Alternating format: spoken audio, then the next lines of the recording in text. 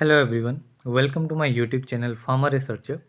आज है day 68 daily farmer MCQ dose series का, जिसमें हम डेली के 10 एमसीक्यू क्वेश्चन सॉल्व करते हैं with detailed explanation and additional information, जो कि आपके सभी फार्मर से रिलेटेड एग्जाम्स के लिए इंपॉर्टेंट होते हैं। तो चलिए स्टार्ट करते हैं आज के पहले क्वेश्चन से। तो पहला क्वेश्चन है लिगोल्स सॉल्यूशन इज। तो लिगोल सॉल्यूशन क्या रहता है? तो Lugol solution is aqueous iodine solution. तो इसमें आपका ऑप्शन ए जो है वो करेक्ट आंसर रहेगा। देन मैं बात करूं अगर मैग्नीशियम सल्फेट की, तो मैग्नीशियम सल्फेट आपका रहता है एप्सम सॉल्ट। ठीक है, एप्सम सॉल्ट आपका क्या रहता है? Magnesium sulphate, formula is MgSO4।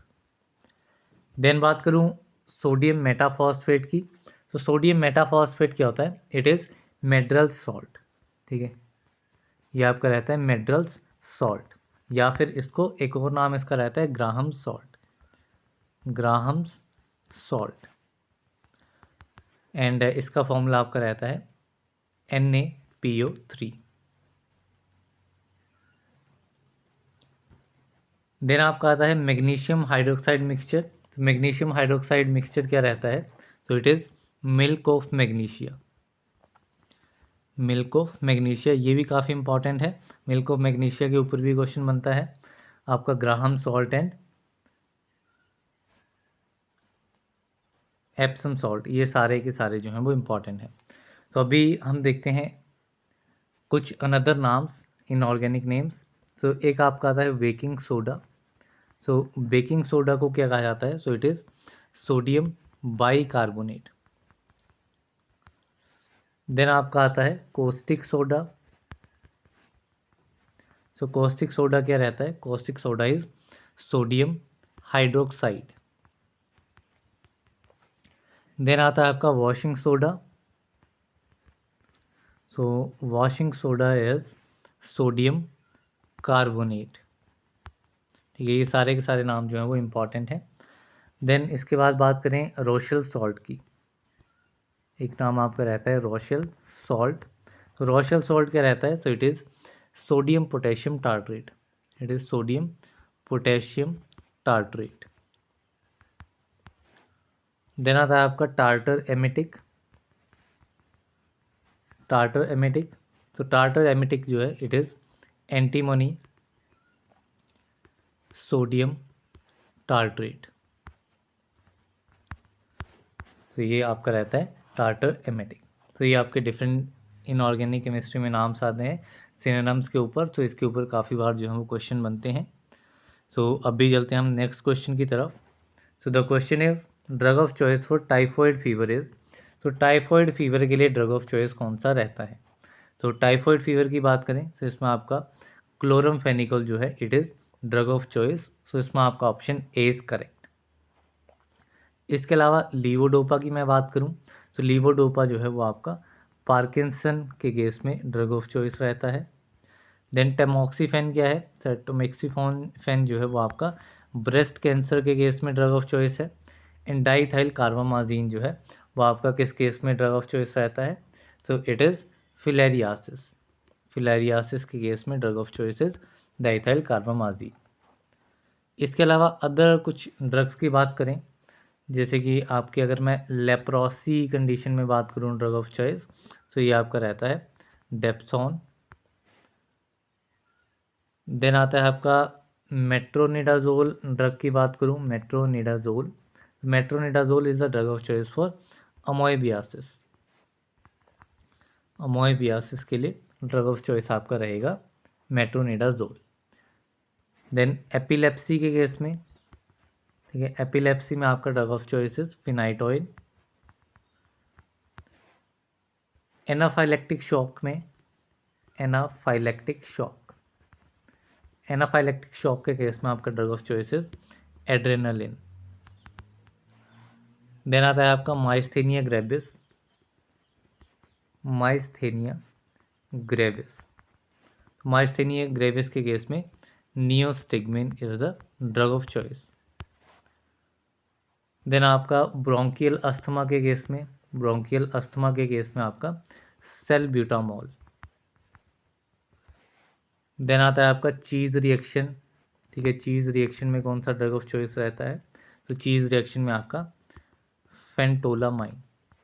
ठीक है। चीज़ रिएक्शन कब होता है? जब आपका माओ इनहिबिटर्स को चीज़ के साथ दिया जाता है तो वो आपका चीज़ रिएक्शन कहलाता है, जिसमें हाइपरटेंसिव क्राइसिस आपको कंडीशन देखने को मिलती है। तो ये आपके डिफरेंट ड्रग ऑफ चॉइसेस हैं। ड्रग ऑफ चॉइसेस काफ़ी इंपॉर्टेंट है। ठीक है। हर एक ड्रग ऑफ चॉइस के ऊपर जो है वो क्वेश्चन बनता है, तो सभी के सभी जो है वो आपको पढ़ने हैं। सो अभी चलते हैं नेक्स्ट क्वेश्चन की तरफ। So question is dash is a non ionic surfactant. तो इनमें से नॉन आयनिक सर्फेक्टेंट कौन सा है? तो नॉन आयनिक सर्फेक्टेंट आपका होता है ट्विन। सो इसमें आपका option C is correct. Then बात करूं SLS की। SLS क्या होता है? It is sodium lauryl sulphate. ठीक है। SLS क्या है? It is sodium lauryl sulphate. ये आपका एनाइनिक टाइप का सर्फेक्टेंट है। It is anionic surfactant. Then बात करूं लेसिथिन की। लेसिथिन काफ़ी इंपॉर्टेंट है। इसमें ये जो 4 नाम है ये सारे के सारे इंपॉर्टेंट है, आपको सभी के बारे में पता होना चाहिए। देन लेसिथिन की बात करूं, सो लेसिथिन आपका होता है amphoteric. Lecithin is amphoteric, means आपका पॉजिटिव एंड नेगेटिव चार्ज दोनों ही इसमें रहते हैं। देन आता है आपका बेंज अल्कोनियम क्लोराइड। तो बेंज अल्कोनियम क्लोराइड जो है वो आपका आता है केटाइनिक सर्फेक्टेंट। ठीक है। सो सारे अलग अलग हैं। Sodium lauryl sulphate is anionic, lecithin amphoteric, tween is non ionic and cationic is benzalkonium chloride. इसके अलावा एक नाम आप और याद रख सकते हैं सेट्रीमाइड, जिसके ऊपर भी क्वेश्चन बनता है। तो it is also cationic type of surfactant. तो अभी चलते हैं नेक्स्ट क्वेश्चन की तरफ। So the question is thermolabile substances are commonly sterilised by. सो जो भी आपके थर्मोलेवाइल सब्सटेंसेस हैं उनको कॉमनली किस स्टरलाइजेशन मेथड से स्टरलाइज किया जाता है? सो थर्मोलेवाइल सब्सटेंसेस स्पेसिफिकली इनके लिए आपका गैसियस स्टरलाइजेशन जो है वो आपकी इजी रहती है। ठीक है। स्टरलाइजेशन मेथड रहता है जिसमें आपका इथाइलिन ऑक्साइड का यूज़ किया जाता है। कौन सी गैस इसमें यूज़ होती है? Ethylene oxide. तो ये आपकी गैसियस स्टरलाइजेशन में यूज़ होती है। किस टाइप के सब्सटेंसेस को स्टरलाइज करने के लिए? It is for थर्मोलेवाइल substances. अब इसके अलावा जो अदर मेथड्स दिए गए हैं, मेथड्स ऑफ स्टरलाइजेशन, जैसे कि आपका ड्राई हीट हो गया, तो इसमें आपका मैकेनिज्म आपका रहता है ऑक्सीडेशन ऑफ प्रोटीन। ठीक है। एंड इसमें आप किस किस चीज़ की स्टरलाइजेशन कर सकते हैं? तो आपके ग्लासवेयर्स जो हैं, ग्लासवेयर्स की स्टरलाइजेशन ड्राई हीट में होती है। आपके ड्राई पाउडर्स जो हैं, ठीक है, ड्राई पाउडर्स, ये दोनों क्वेश्चन आपके प्रीवियसली बने हुए हैं। तो ग्लासवेयर्स, ड्राई पाउडर हो गए, ऑयली इंजेक्शंस हो गए, ठीक है, इनकी स्टरलाइजेशन ड्राई हीट में होती है।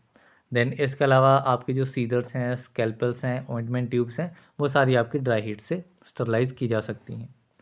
देन आता है आपका मोइस्ट हीट स्टरलाइजेशन, जिसका मैकेनिज्म की अगर मैं बात करूँ तो denaturation and coagulation of proteins. Denaturation, coagulation of protein, mechanism in दोनों के इंपॉर्टेंट है, dry heat and moist heat के। तो इसमें आप किस चीज़ की स्टरलाइजेशन कर सकते हैं? तो इसमें आपके जो इंट्रावेनस फ्लूइड्स हैं, इंट्रावेनस फ्लूइड्स को स्टरलाइज किया जा सकता है। आपकी जो रबर्स आइटम्स रहती हैं, रबर्स एंड प्लास्टिक आइटम्स, ठीक है, जैसे कि आपका नाइलॉन हो गया या फिर पीवीसी बैग हो गया, नाइलॉन एंड पीवीसी बैग, इनकी स्टरलाइजेशन आप मोइस्ट हीट स्टरलाइजेशन प्रोसेस से कर सकते हैं। देन आपका आता है एक मेथड आपका स्टरलाइजेशन का रहता है टिंडलाइजेशन। ठीक है, टिंडलाइजेशन मेथड। तो इसमें आप किस चीज़ की स्टरलाइजेशन की जा सकती है? तो अगर आपको कल्चर मीडिया की स्टरलाइजेशन के बारे में आएगा, ठीक है, कल्चर मीडिया काफ़ी इंपॉर्टेंट है ये भी। कल्चर मीडिया की स्टरलाइजेशन तो वो आप टिंडलाइजेशन प्रोसेस से कर सकते हैं। या फिर आपकी सर्जिकल ड्रेसिंग्स, ठीक है, सर्जिकल ड्रेसिंग्स जो हैं उनकी स्टरलाइजेशन भी टिंडलाइजेशन प्रोसेस से की जा सकती है। देन आपका एक मेथड आपका आता है पास्चराइजेशन। पास्चराइजेशन, ठीक है, ये भी काफ़ी इंपॉर्टेंट है, डायरेक्ट क्वेश्चन बनता है कि मिल्क की स्टरलाइजेशन जो है वो किस मेथड के थ्रू होती है? तो it is through the pasteurisation method. इसमें भी फर्दर दो टाइप्स होते हैं, एक आपका होल्डर मेथड आ जाता है एंड दूसरा आपका फ्लैश मेथड आ जाता है। होल्डर मेथड में क्या रहता है? इसमें कम टेम्परेचर ज़्यादा टाइम के लिए, अराउंड 62 से लेकर के 63 डिग्री सेल्सियस टेम्परेचर, इतना अप्रॉक्स रहता है 30 मिनट्स के लिए, किसमें? होल्डर मेथड में, जो कि पास्चराइजेशन के अंडर आता है। दूसरा आता है आपका फ्लैश मेथड।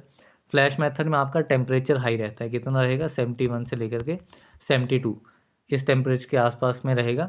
कितने टाइम में हो जाएगी 15 सेकेंड्स में, मिनट भी नहीं, सिर्फ 15 सेकेंड्स में आपकी स्टरलाइजेशन हो जाएगी। तो flash method and holder method ये दो भी आपके इंपॉर्टेंट है। इसके अलावा फॉर्मल्डिहाइड की बात करूं, सो फॉर्मल्डिहाइड आपका गैसियस मेथड में आता है, जो कि आपका अल्काइलाइटिंग एजेंट की तरह एक्ट करता है, एंड ये आपका फ्यूमिगेशन में जो है वो यूज़फुल रहता है। फ्यूमिगेशन में आपका क्या यूज़फुल रहता है, फॉर्मल्डिहाइड। तो ये आपके डिफरेंट मेथड्स है जिनके डिफरेंट एप्लीकेशंस है, काफ़ी स्पेसिफिक एप्लीकेशन रहती हैं, तो सारी की सारी इसमें इंपॉर्टेंट बन जाती हैं। सो अभी चलते हैं नेक्स्ट क्वेश्चन की तरफ। So the question is which of the following is aqueous base for suppository. इनमें से सपोजिटरी का एक्वस बेस कौन सा है? तो इसमें cocoa butter, synthetic fat and hydrogenated palm kernel oil, ये तीनों आपके किस टाइप के बेसिस हैं? तो these are the oleaginous bases. ये किस टाइप के हैं? These are the oleaginous bases for suppositories. तो इसमें आपका आंसर क्या बन जाएगा? It is none of the above. So इसमें आपका option D is correct. So अभी सपोजिटरी बेसिस की बात करते हैं। तो सपोजिटरी बेसिस आप मेनली तीन टाइप्स के आप पढ़ेंगे। एक आपके आ जाते हैं ओलियोजिनस बेसिस, दूसरे आपके आ जाते हैं एक्वस बेसिस, तीसरे आपके आ जाते हैं इमल्सिफाइंग बेसिस। इमल्सिफाइंग बेसिस तीनों को देखते हैं। ओलियोजिनस हमने देख लिया, कोकोआ बटर जिसको थियोब्रोमा ऑयल भी कहा जाता है। बाकी सिंथेटिक ट्राइग्लिसराइड मिक्सचर आ जाते हैं, सिंथेटिक फैट हो गया, हाइड्रोजनेटेड पाम कर्नल ऑयल, ये सारे आपके किस टाइप के हैं? दीज आर द ओलियोजिनस और फैटी सपोजिटरी बेसिस। दूसरा जो क्वेश्चन में पूछा गया है एक्वस बेस फॉर सपोजिटरी, इसमें कौन कौन से एग्जाम्पल आ जाएंगे? तो इसमें आपका ग्लिसरीनेटेड जेलेटिन आ जाएगा, सोप ग्लिसरीन आ जाएगा, सोप ग्लिसरीन, एंड मैक्रोगोल इसमें आ जाएगा। मैक्रोगोल काफ़ी इंपॉर्टेंट है, इस नाम के ऊपर काफ़ी बार क्वेश्चन बनता है। मैक्रोगोल को कार्बोबैक्स, मैक्रोगोल एंड कार्बोबैक्स दोनों सेम है, एंड PAG, ठीक है, ये तीनों नाम इसके सिनोनिम के ऊपर भी आ जाता है, तो ये तीनों एक ही हैं, तो ये आपके एक्वस बेसिस रहते हैं। सो ये हमारे हो गए दो टाइप के सपोजिटरी बेसिस। तीसरा हमने कौन सा देखा था? तीसरा इज इमल्सिफाइंग बेसिस। इसमें कौन सा आता है? तो इसमें आपका मासा एस्टेरिनम, मासा एस्टेरिनम ये आपका इमल्सिफाइंग बेस है। इसके अलावा बिटेप्सोल आपका इमल्सिफाइंग एजेंट होता है, and Massupol, it is also an emulsifying base. तो ये आपके डिफरेंट बेसिस हैं सपोजिटरीज के, इनके नाम के ऊपर जो है वो क्वेश्चन बनता है। अब एक दो पॉइंट हम सपोजिटरी के भी देख लेते हैं जो हम हर बार डिस्कस करते हैं। तो सपोजिटरीज बेसिकली आपकी डिफरेंट टाइप्स की होती है, उसमें से एक आ जाती है रेक्टल सपोजिटरी, जिसको रेक्टल रूट के थ्रू दिया जाता है। दूसरी आपकी आ जाती है वेजिनल सपोजिटरी, जिसके ऊपर आपका मेन क्वेश्चन बनता है इसके नाम के ऊपर, जो कि आपका रहता है पेसरीज, ठीक है। वेजिनल सपोजिटरीज वेजिना के थ्रू दी जाती हैं, इनको क्या कहा जाता है? पेसरीज इन्हें कहा जाता है। देन आपकी आती हैं यूरेथ्रल, ठीक है, यूरेथ्रल सपोजिटरीज, इनका रूट है यूरेथ्रा, एंड इन्हें बोगीज कहा जाता है, ठीक है। यूरेथ्रल बोगीज होती हैं, एंड दूसरी आपकी होती हैं नेसल बोगीज, ठीक है। सो अगर बोगीज के बारे में पूछा जाएगा तो आप नेजल एंड यूरेथ्रल ये दोनों ही इसमें रहेंगी। जो भी गिवन ऑप्शन होगा उस हिसाब से आप अपना आंसर लगा देंगे। देन एक टाइप इसमें आता है ईयर कोन्स, ठीक है। ईयर कोन्स ये आपके ईयर के थ्रू दी जाती हैं। So these are the different types of suppositories. So अभी चलते हैं नेक्स्ट क्वेश्चन की तरफ। So the question is identify the compressed gas from the following which is used as propellant in aerosol. तो इनमें से कौन सी एक कंप्रेस्ड गैस है जो कि आपकी यूज़ की जाती है as a propellant in aerosol, ठीक है। एरोजोल्स में प्रोपेलेंट जो कि आपका कंटेनर के अंदर एक प्रेशर बिल्डअप करने के लिए यूज़ किया जाता है, ठीक है, ताकि जो भी अंदर आपकी गैस है उसको एक्सपेल आउट किया जा सके, ठीक है। सो इसमें आपकी डिफरेंट टाइप्स के प्रोपेलेंट्स जो हैं वो यूज़ किए जाते हैं, जिसमें आपका हाइड्रोकार्बन गैसेज आ जाती हैं एंड कंप्रेस्ड गैसेज आ जाती हैं। तो इसमें अगर मैं बात करूँ प्रोपेन की, ब्यूटेन की एंड आइसोब्यूटेन की, तो ये तीनों क्या हैं? These are the hydrocarbon gases.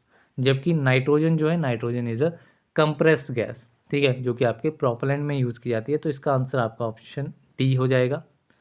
ठीक है, अभी नाइट्रोजन के अलावा और भी डिफरेंट कंप्रेस गैसेज इसमें यूज़ होती हैं, जैसे कि आपकी आ जाती है carbon dioxide and nitrous oxide तो ये आपके डिफरेंट कंप्रेस्ड गैसेज हैं। तो ये नाम भी आपको याद रखने हैं। हाइड्रोकार्बन में आप ये 3 नाम याद रख सकते हैं। इसके अलावा डिफरेंट हाइड्रोकार्बन्स जो हैं वो आपके यूज़ होते हैं एज अ प्रोपेलेंट। वो स्पेसिफिक टाइप्स के आपके रहते हैं, जो कि आपके होते हैं फ्लोरीनेटेड हाइड्रोकार्बन्स। इसमें कौन कौन से आ जाते हैं? तो इसमें आपका आ जाता है प्रोपेलेंट 1 2 न्यूमेरिकल डेजिग्नेशन वाला। ठीक है, तो न्यूमेरिकल डेजिग्नेशन इस नाम के ऊपर भी क्वेश्चन बनता है।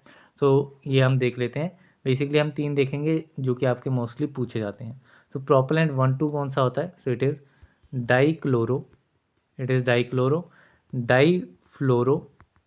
डाइफ्लोरो मीथेन। ठीक है, डाइफ्लोरो मीथेन इज प्रोपेलेंट 1 2। यहीं पे अगर मैं बात करूं प्रोपेलेंट 1 1 की, ठीक है, 1 1 है प्रोपेलेंट, तो उस केस में आपका हो जाएगा ट्राईफ्लोरो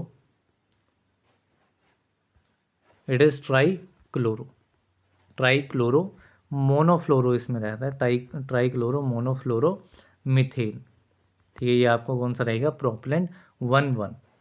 देन आता है आपका प्रोपेलेंट 1 1 4। ठीक है, ये न्यूमेरिकल डेजिग्नेशन है, इनके नाम आपको डेफिनेटली याद रखने हैं। तो 1 1 4 में क्या आता है? तो इसमें आपका डाइक्लोरो टेट्राफ्लोरो इथेन। ठीक है, ये आपका क्या रहता है? It is propellant 1 1 4। These are the different types of fluorinated hydrocarbons. So अभी हम चलते हैं नेक्स्ट क्वेश्चन की तरफ। So the question is filling of powder in soft gelatin capsules is done by. So powder की फिलिंग किस में? Soft gelatin capsules में। किसके थ्रू की जाती है? तो इसमें आपका एक्वाजेल जो है, दीज आर द इक्विपमेंट्स, ठीक है, दीज आर द मशीन्स जो कि आपके पाउडर्स की फिलिंग के लिए किस में? सॉफ्ट जेलेटिन कैप्सूल्स में हेल्प करती हैं। तो इसमें आपका ऑप्शन ए इज़ करेक्ट। इसके अलावा अदर ऑप्शंस की बात करूं, जैसे कि आपका रोटोफिल हो गया। तो रोटोफिल क्या है? तो ये आपकी पैलेट्स की फिलिंग के लिए यूज़फुल रहती है। किसमें? हार्ड जेलेटिन कैप्सूल या सिंपल कैप्सूल्स की बात की जाएगी। सो पैलेट्स की फिलिंग के लिए आपकी रहती है रोटोफिल। वहीं पे अगर मैं बात करूं एक्ोफिल की, सो एक्ोफिल जो है वो भी आपकी किसके लिए होती है? पाउडर्स की फिलिंग के लिए आपकी मशीन रहती है, लेकिन ये आपकी हार्ड जेलेटिन कैप्सूल्स में यूज़फुल रहती है। It is for hard gelatin capsule powder filling machine. Then आती है आपकी रोटोवे। तो रोटोवे जो है, these are the useful for capsule weighing. ठीक है, नाम से इसमें क्लियर है, कैप्सूल की वेइंग के लिए ये मशीन आपकी रहती है रोटोवे। तो ये आपकी डिफरेंट मशीन्स हैं, काफ़ी इंपॉर्टेंट रहती हैं। सो अभी हम चलते हैं नेक्स्ट क्वेश्चन की तरफ। सो नेक्स्ट क्वेश्चन है DPCO act is established in. तो DPCO एक्ट कब एस्टेब्लिश हुआ था? So it was established in the year 1995। ठीक है, DPCO क्या होता है? It is drug price control order. ठीक है, DPCO is drug price control order.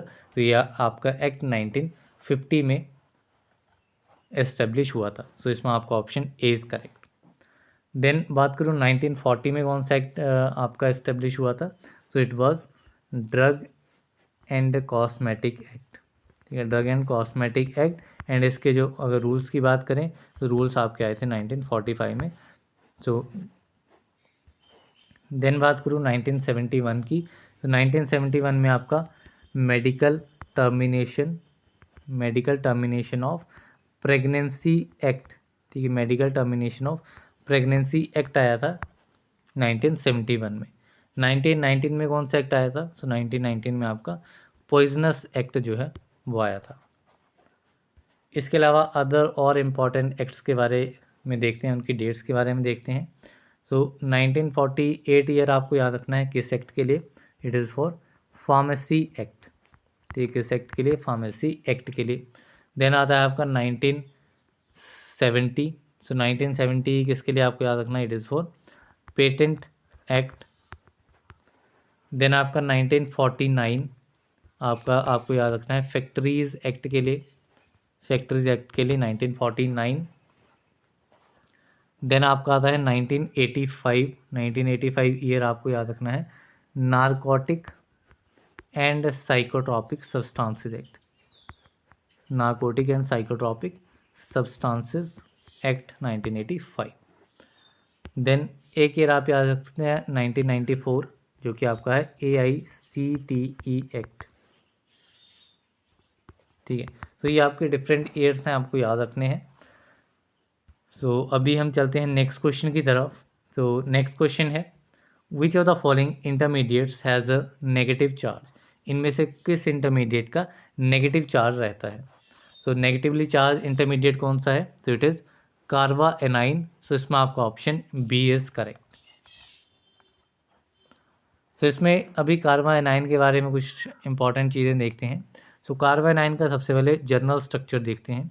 So कार्बा A9 means एक कार्बन एटम है, उसके चारों साइड्स पे आपके डिफरेंट ग्रुप्स लगे हुए हैं एंड एक पोजीशन पे इसके नेगेटिव चार्ज है, मीन्स 3 ग्रुप उसमें अटैच्ड हैं एंड जिसकी वजह से उस पर नेगेटिव चार्ज आ जाएगा। सो ये आपका जनरल स्ट्रक्चर रहता है कार्बा एनाइन का। इसमें आपका स्टेबिलिटी के ऊपर जो है वो क्वेश्चन इंपॉर्टेंट बनता है। सो कार्बा एनाइन में जो आपके प्राइमरी अल्काइल कंपाउंड्स होते हैं, ठीक है, प्राइमरी अल्काइल हैलाइड्स होते हैं, उनकी स्टेबिलिटी जो है वो आपकी हाईएस्ट रहती है। दैट मीन्स दो आपके ग्रुप्स अलग लगे होंगे, अल्काइल ग्रुप्स होंगे एंड एक आपका उसमें से हाइड्रोजन ग्रुप लगा होगा। ठीक है, तो ये आपका रहता है प्राइमरी अल्काइल में, सिंगल हाइड्रोजन उसमें रहेगा। यहीं पे अगर 2 जगह पे यहाँ पे हाइड्रोजन हो जाए तो वो आपका सेकेंडरी बन जाएगा एंड अगर 3 जगह आपका हाइड्रोजन हो जाए तो ये आपका टर्शरी अल्काइल कंपाउंड बन जाएगा, टर्शरी कार्बा एनाइन। इसके अलावा कार्बोकेटाइन की स्टेबिलिटी जो है वो ठीक इससे उल्टी होती है। कार्बोकेटाइन मीन्स 3 ग्रुप इसमें अटैच्ड हैं एंड इसके ऊपर पॉजिटिव चार्ज इस पर रहेगा। इसकी स्टेबिलिटी कार्बोनाइन से ठीक उल्टी। जो टर्शरी अल्काइल कंपाउंड्स होंगे उनकी स्टेबिलिटी जो है वो मैक्सिमम रहेगी, देन आपकी सेकेंडरी की, देन आपकी प्राइमरी की, देन लास्ट में आएगा आपका मिथाइल कैटाइन। ठीक है, मिथाइल कैटाइन की सबसे कम स्टेबिलिटी रहेगी। सो अभी हम चलते हैं नेक्स्ट क्वेश्चन की तरफ। So the question is stages 3 of general anaesthesia is, ठीक है, जनरल एनेस्थीसिया का जो स्टेज 3 है वो क्या रहता है। तो इसमें जनरल एनेस्थीसिया के बेसिकली 4 स्टेजेस रहते हैं। स्टेज 1 में आपका आ जाता है analgesia, analgesia stage 1, excitement and delirium is stage 2, surgical anaesthesia stage 3 and medullary paralysis stage 4। ठीक है, चारों स्टेजेस आपके इंपॉर्टेंट है। स्टेजेस के ऊपर स्पेसिफिकली क्वेश्चन पूछा जाता है। एक्साइटमेंट एंड डिलीरियम सबसे ज़्यादा बार पूछा गया है एंड बाकी एनाल्जेसिया, सर्जिकल एनेस्थीसिया, ये स्टेजेस भी इसमें पूछे जाते हैं। तो इसमें आपका करेक्ट आंसर क्या हो जाएगा, it is option number C, surgical anaesthesia. तो this is the right answer. तो यहाँ पे आज के हमारे 10 क्वेश्चंस कंप्लीट होते हैं। So that's all for this video. मिलते हैं अगली वीडियो में, तब तक के लिए थैंक यू वेरी मच।